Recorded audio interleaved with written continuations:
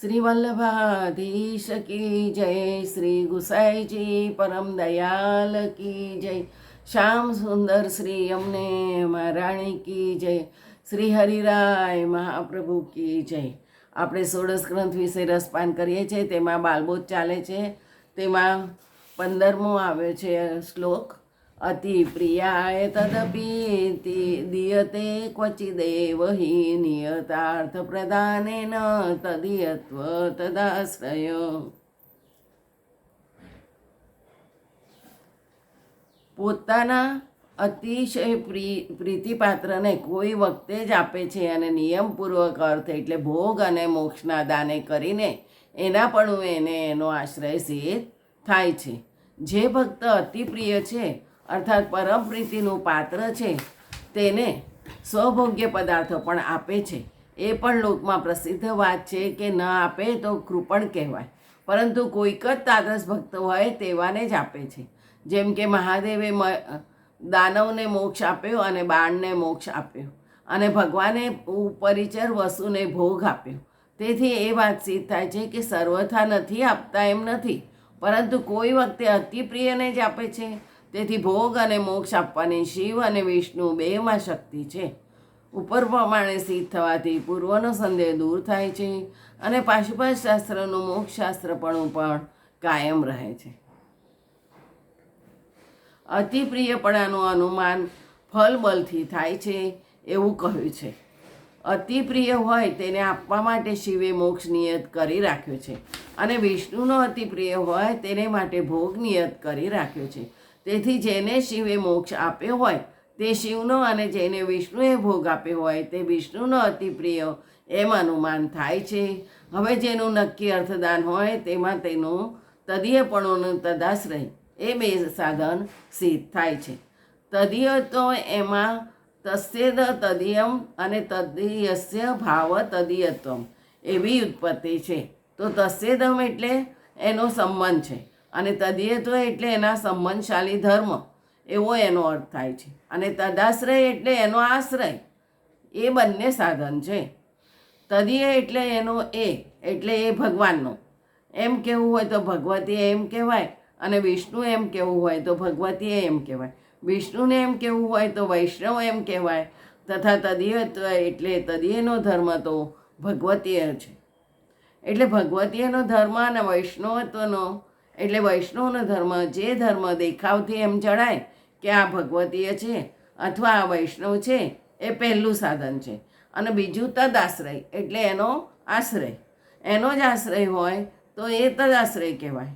જેમ વિષ્ણુ સંબંધી એટલે વૈષ્ણવ અને વિષ્ણુનો જ આશ્રય છે, તે જ પ્રમાણે શિવના વિષયમાં પણ સમજી લેવું.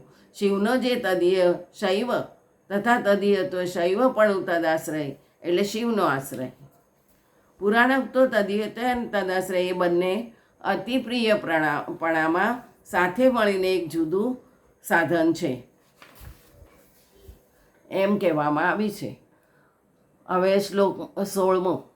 પ્રત્યેકમ સાધનમ ચૈતદ દ્વિતીયાર્થે મહાચ્છમ જીવા સ્વભાવતો દુષ્ટા દોષાભાવાય સર્વદા. એ વિષ્ણુ ભજન અને શિવ ભજન એક એકનું પ્રત્યેક એક એકનું સાધન છે અને બીજાના અર્થને સારું એટલે વિષ્ણુને ભોગ આપવામાં અને શિવને મોક્ષ આપવામાં બંનેનો મોટો શ્રમ થાય છે. જીવ માત્ર સ્વભાવ એટલે પોતાના દેવ મનુષ્યને આસુરાદિક વગેરેના ધર્મથી આ ભગવત સેવા કરવી એ રૂપી પોતાનો સહજ ધર્મ છે. તે નહીં કરવાથી દોષવાળો થાય છે. માટે એ દોષના અભાવને સારું હંમેશા શ્રવણાદિ કરવું.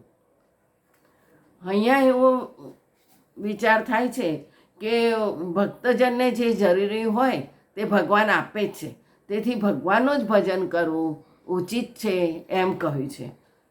અકામ અથવા સર્વકામ કે મોક્ષની કામના જ હોય તો ઉત્તમ ભક્તિ વડે ભગવાનનું જ યજન કરવું. કોઈ પણ જાતની કામના ન હોય અર્થાત વૈરાગ્ય ઉત્પન્ન થયો હોય તો અથવા એ અધ્યાયમાં પૂર્વ કહેલી સર્વે કામના હોય તો ભગવાનનું જ યજન કરવું.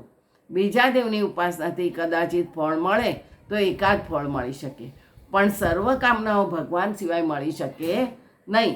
તેથી સર્વ કામની ઈચ્છાવાળાએ પણ ભગવાનનું જ યજન કરવું મોક્ષની ઈચ્છા હોય તો પણ ભગવાનની જ ભક્તિ ઉચિત છે, બીજાની ભક્તિથી મોક્ષ મળતો નથી, એવું પૂર્વે પ્રતિપાદન કર્યું છે. એના એક જ ઈશ્વર છે. માણસોનું સત્વદેહધારી પરમ તત્વથી કલ્યાણ છે વગેરે વચનોથી પણ એમ જ સિદ્ધ થાય છે કે મોક્ષને માટે પુરુષોત્તમની ભક્તિ કરવી.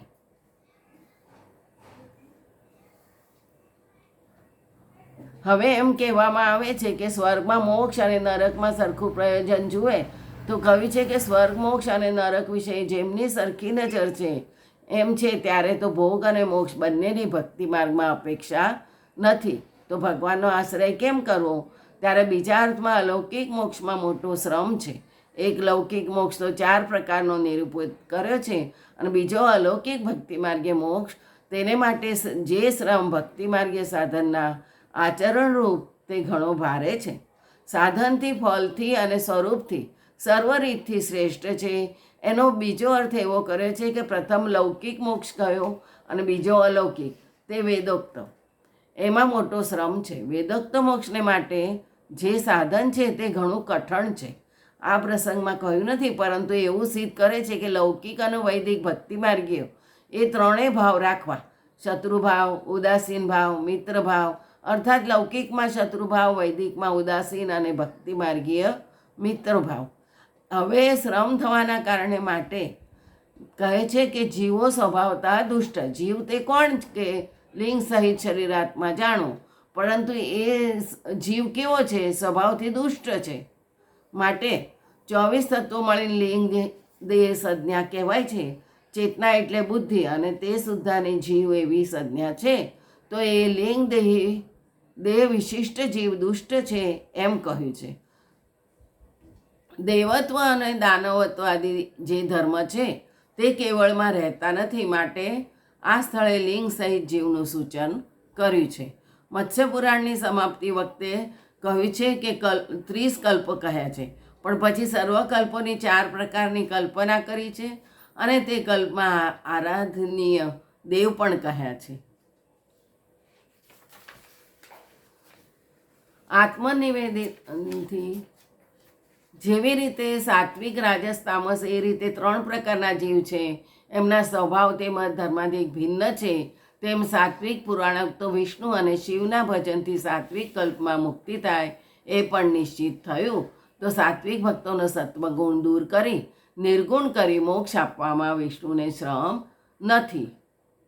સાધન પણ કર્યું ન હોય અને યોગ્યતા પણ ન હોય તો પણ મોક્ષાદિ દાન હોય અને તેથી જીવની ઉત્તમતા થાય તો એ અવતારનો ધર્મ નથી, પરંતુ શિવ અને વિષ્ણુનો ધર્મ નથી, પરંતુ મૂળરૂપ શ્રી કૃષ્ણનો ધર્મ છે. તેથી કોઈ પણ વાત અસંગત નથી. શ્રવણ, મનન અને નિધિધ્યાસન અને 5 જે પાશુપાત શાસ્ત્રમાં પ્રથમ કહ્યા તે નવધા ભક્તિ એ કર્તવ્ય છે. જીવ સ્વભાવથી દુષ્ટ છે, કાંઈ સ્વરૂપથી દુષ્ટ નથી, કેમ કે સ્વરૂપથી તે તો ભગવત અંશ છે. ગીતાજીમાં પણ કહ્યું છે કે જીવલોકમાં જીવ છે તે મારો અંશ છે, અને વ્યાસ સૂત્રમાં પણ કહ્યું છે કે જીવ બ્રહ્મનો અંશ છે. તેથી એ સ્વરૂપથી દુષ્ટ નથી, પણ સ્વભાવથી દુષ્ટ છે. બીજા પક્ષથી કહે છે કે જીવનો એ ધર્મ છે કે ભગવાનના દાસપણાથી સદા ભગવત સેવા કરવી. એ નહીં કરવાથી એ દુષ્ટ છે. એ દોષનો નાશ કરવા માટે શ્રવણ, કીર્તન અને ભક્તિ કરવી એ જ અતિ પ્રિય થવાનું સાધન છે. એ રીતે શ્રવણ વગેરે કરવાનું કહ્યું છે. એનું ફળ આગળ 17મા શ્લોકમાં કહે છે: શ્રવણાદિ તત પ્રેમણા સર્વકાર્ય હિ સિદ્ધયતિ મોક્ષસ્તુ સુલભો વિષ્ણુ ભોગસ્ય શિવ તસ્થા.